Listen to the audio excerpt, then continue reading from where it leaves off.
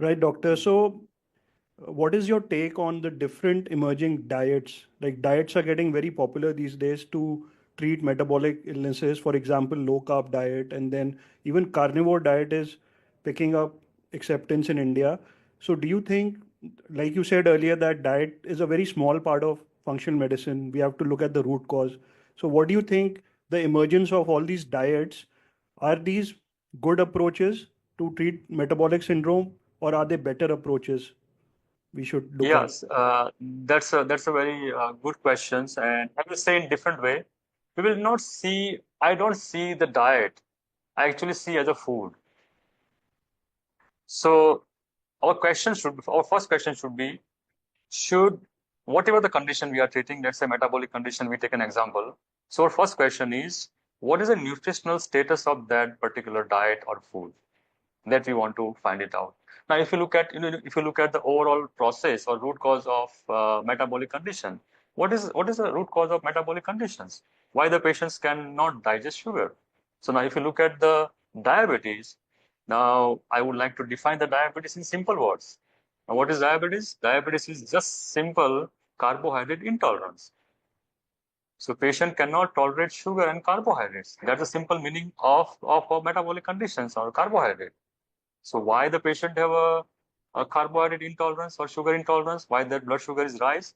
Maybe there is something we called in a conventional medicine, all the medicine, it's a insulin resistance. And then again we ask the question, why the insulin resistance is there? So if you look at the whole process of this metabolic conditions, then actually it's a sugar intolerance. It's a carbohydrate intolerance. Patient cannot convert their sugar into energy. And now, if you look at the body, then I will surprise you with the data that our body doesn't have any sugar storage. We can't store sugar and carbohydrate in our body. We just have a very minor source of glycogen. Otherwise, we cannot store. So we only have an option to convert this sugar into energy. We don't have any other options. The simple meaning of diabetes is the patient cannot convert the sugar into energy, Right. and that's why they increase the blood sugar over there. So now our goal is to how we can optimize the diet and sugar.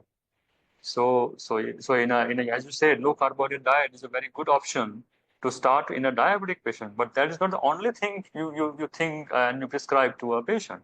But usually in diabetic and metabolic condition, we prefer that reduce the carbohydrate. And very much misconception in conventional world is all fat is bad, but that is completely wrong. So if you look at our body is almost 15 to 20% is a fat. So we need to change the conception of a fat. And in many patients of diabetes, we are seeing they can digest fat very easily compared to the sugar. So it's really depending upon patient's choice. They can use vegetarian diet and they can low carb diet, even carnivorous diet. See, we cannot see one diet fit to everyone. Let's say I give you a simple example of carnivorous diet. They have a very high fat diet, saturated fat diet.